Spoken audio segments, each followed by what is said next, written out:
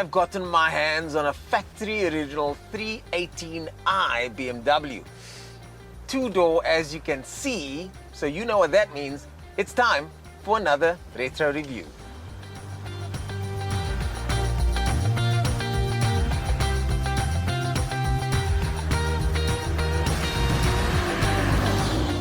The year is 1991, and many of us at the time were lusting after the 325i S's of the time. But for the everyman with a little bit of sophistication, he wanted a car with good fuel consumption, and he wanted something that didn't necessarily stand out as much. There was, of course, the 323 or the 320, but both of those were bigger engine. Then there was the 318, the four-cylinder sweet spot.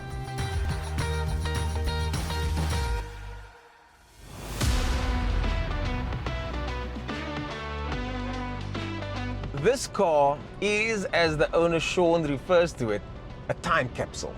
It's got over 200,000 kilometers on the clock, but it is exactly as it was when it was bought, bar a few small changes. As I mentioned, it's got aftermarket power steering, but we'll talk about that later. The gears are just like they would have been new. The steering wheel is very thin by modern standards, but this is the BMW Motorsport steering wheel of the era. Three-spoke, narrow-rimmed, feels just right. It's not height adjustable, but that's okay. It doesn't need to be. The stalks work perfectly with zero play on them, just like everything else. So when you indicate left and right, soft sounds, unlike these annoying Chinese cars of the current day and age. But so nice and period correct. Let's talk about that dashboard. Every single E30 that you'll ever see will have a cover on the dashboard because the dash is cracked. This is, and I'm not using hyperbole here, one of the first E30s that I've seen with an absolutely pristine dashboard. No cracks, no bubbles, no aftermarket work, and no carpet.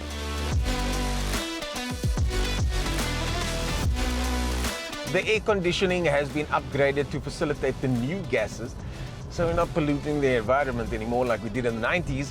And what's interesting is the sunroof works perfectly. Now, the sunroof buttons and the window buttons are, for me, a nice little touch because they're not haptic buttons like in the E36 where you just push them down.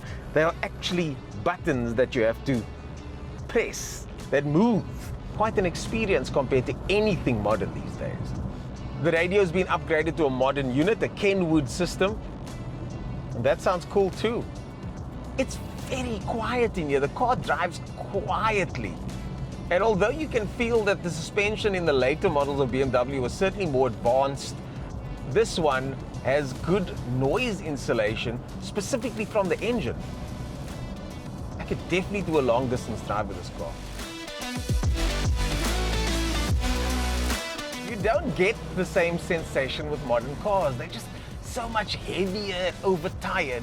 But this one feels good because it's a lightweight car by any modern measure. The handbrake works perfectly with no side-to-side play.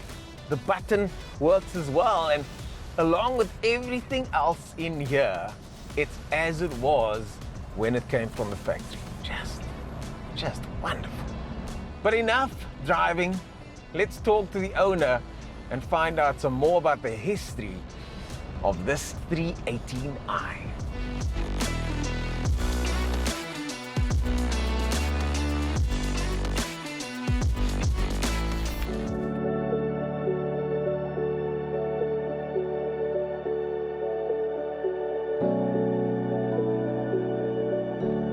I've just arrived back from my test drive. Shane and Sean, thanks so much for facilitating everything. The car drove beautifully.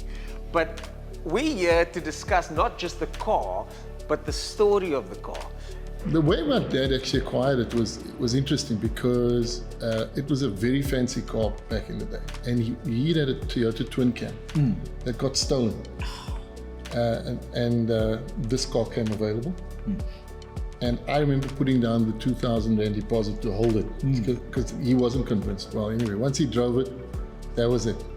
And it was his daily driver. It's been in the family for what we were now, that's 91, it's 33 years. I inherited the car. For me, it's a timeless classic.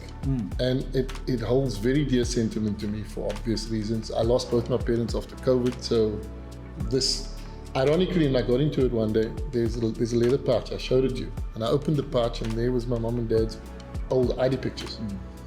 So it still stays in the car. This car, eventually, he stopped taking for two reasons. He'd fallen and damaged his shoulder, so he couldn't, as you would know, they came out either with aircon or power steering, not both. Shane, I know that you work closely together now, but the story starts with Shane many, many years ago. Yeah. According to a service book or where the history of the car is, it's almost like I did the PDI on the car. Well, for what exactly is a PDI, for the listeners, for the viewers out there? The PDI is really the check over on the car prior to the customer taking delivery of the car. So we go through every nut and bolt to ensure that the car is obviously ready for delivery. We put it together. Shane would have been on the bench and would most likely have had his hand on the car at its pre-delivery service. He was there, he was on the bench. He's a master mechanic or master technician. Yeah. These were special cars when they came out. I've always spoken about this as the 318i shadow line, and Shane pointed out, well, the 325i shadow line. What was the the 325i shadow lines. The shadow line really came from the chrome beading, the gutter beadings on the car, and the breast beadings on the car. They were all black, so that's where the shadow comes from. Oh, I black. see. Yes, but this is similar to the 325 shadow line, which was a two-door, the BBS mags, the two-door, the boot fin at the back, all those black things. It's a black on black, a three-spoke steering wheel. It's a unique car. They're not very popular. You can hardly find a two-door 318i in a type of style that this one has. The car is totally original. Nothing on here other than the radio, which I changed because I wanted Bluetooth, so I would say that quiet. You said something interesting because you drive so many cars and you've modified cars, and that's kind of what we do. And you're saying there's something unique about total originality. Exactly. I was saying it on my drive. I'm restoring a BMW now. But of the 4 clips at the bottom of the door, if one clip is broken, you notice it and it eeks on you. Whereas this one over here, those 4 clips have been in there forever. They've never been taken out, they've never been put back in. And there's a sense of that in the car where everything is still tight. And also, being a two-door, they were my mom and dad, so the back of the car is still brand new. The leather is spotless. Shane, then there was the power steering upgrade. BMW at the time charged 30,000 Rand for that upgrade. That and more. So I always worked on the car as such, and Sean told me that his father has a power arm and he needed a power steering. Can we make something work for him? We managed to speak to people, power steering people, and they told us how we go about it. We sourced the parts. I'm taking a power steering kit of a BMW 318i.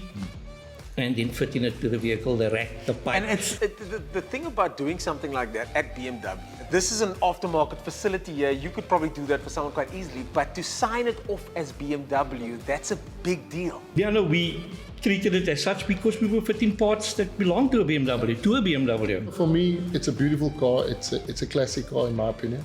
Beautiful to drive. And as Shane says, it's something that I'm proud of owning. So, yeah. Certainly a piece of history when it comes to South African car culture, certainly a piece of history when it comes to my experiences with cars, and certainly a piece of history when it comes to the O'Connell family.